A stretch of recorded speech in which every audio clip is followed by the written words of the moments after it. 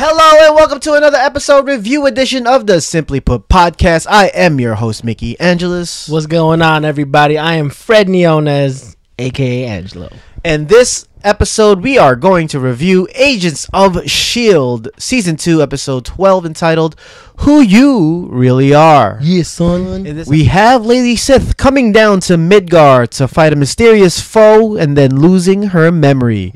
So now Coulson and the team have to go and help her out, retrace her steps, and find out who this mysterious man is. Is it a good guy, a bad guy? We also have Mac and Bobby continuing this mysterious relationship. A lot of mystery, but what's not a mystery is the reveal of S.H.I.E.L.D. introducing her powers to the team. It's about to go down. But yeah, I really liked the episode. It was a great character development episode.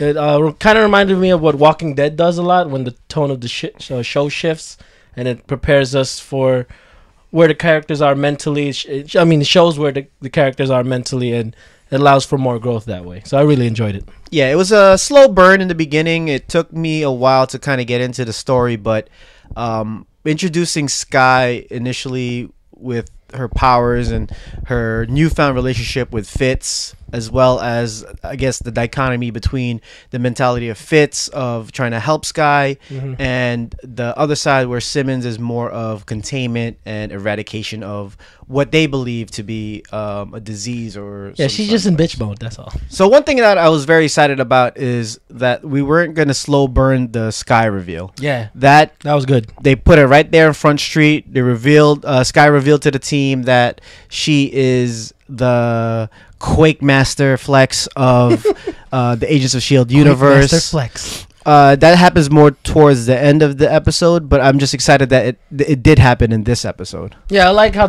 Marvel has learned their lessons from the first season, and they're not pulling any punches. They're just going straight with the story, and it was great to see her display of powers, especially when she was holding the gun to the Kree's agent's head, and she started losing control of her powers, and you just saw every piece of the gun really just break apart because she's not really has seismic powers, but she can control vibrations, which is very sick. Back to going what we said in the last episode, the last review episode as well, that this is going to be the mutants of the MCU, since X-Men's still the rights remain to Fox, and the way they're handling the Inhumans is very noteworthy, and just finding loopholes around different characters that they don't have and introducing new characters that could be as beneficial as the X-Men or mutant population. Hey, if Arrow can borrow stories from Batman, Agents of S.H.I.E.L.D. can borrow storylines from X-Men. And I love the way they made the Inhumans not like people are scared of them, but they're more like abominations and there were weapons for war. So that kind of like tweaks the story of what mutants are in the Marvel universe and what Inhumans is in the cinematic universe, and I like that spin on it. Yeah, weird thing about that story, we have a Kree agent which ends up becoming the mysterious character that Lady Sith battles, Vintak, and he was subpar, I would say, as far as his acting ability is concerned, but I did appreciate the blue skin. But come on, special effects people, the little contraption that made him become humanoid was pretty cheap, in my opinion. It was like something Inspector Gadget would have. Go Gadget! Cloaking device! I kind of his skin kind of looked more like like a frost giant than the actual. That's what I initially thought. Like the Kree that we see in Guardians of the Galaxy, where it was more like a blueberry blue. Yeah, for being specific to me anyway. But to me, the character was more of like a plot device to show what the Kree were and the difference between Kree and Asgardian aliens, because in the cinematic universe, Asgardians are not gods. They're aliens from a different dimension or world. I like how they showed how desperate the Kree are to win a war and to just experiment on humans and to use them as weapons. That's an insane storyline. What I really liked about how they used Lady Sif was her knowledge. Asgardians, they've been around for a while, so I'm guessing they've accumulated all this knowledge, and they're probably one of the higher ups in the cosmic food chain, as it were. In another topic, let's give it up to our main man Fred over here, who I think nailed his synopsis of or prediction of Mac and Bobby and what their secrets are. And to me, it's Secret Warriors. I've heard people say it might be something to deal with the sword or a Skrull invasion or some other thing other than Secret Warriors.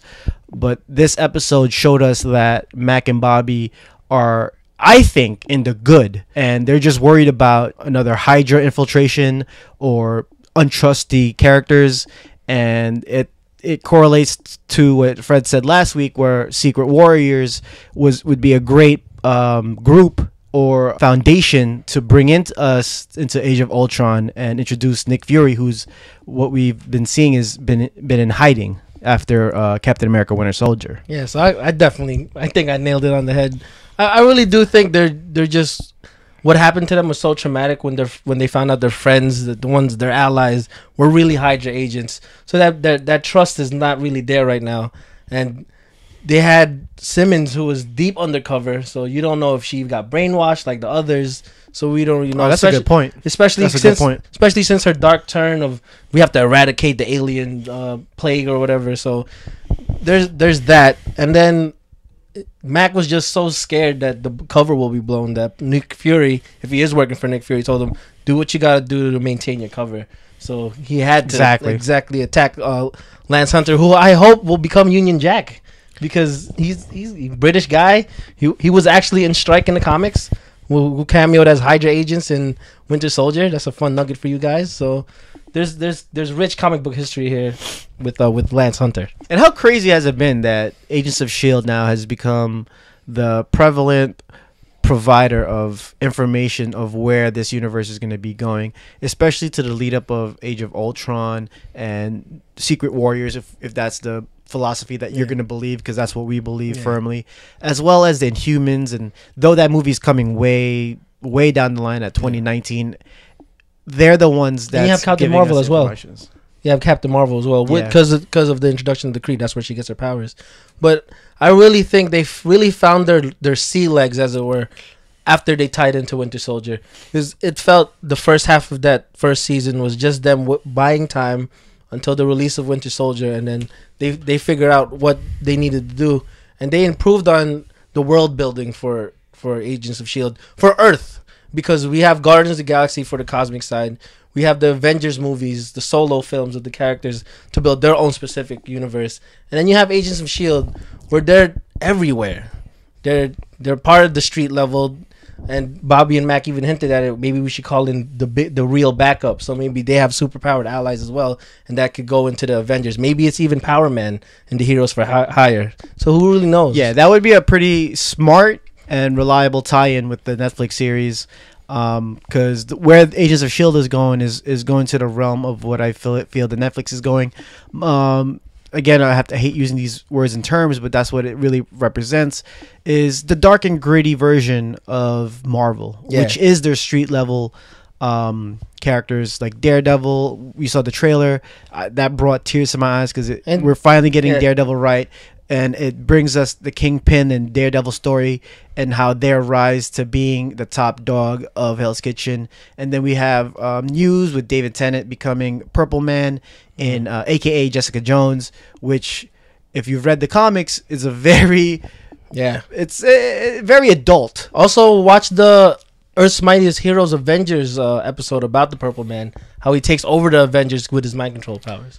But going back to who Phil Coulson was in the beginning of this Marvel Cinematic Universe, he was the guy in every movie, and that's what they're using for Agents of S.H.I.E.L.D. He's the guy there seeing where this world is going and how they're shaping it, and they're doing a very good job this season. And if you did not become a fan after season 1, become a fan now, because season 2 is so much better.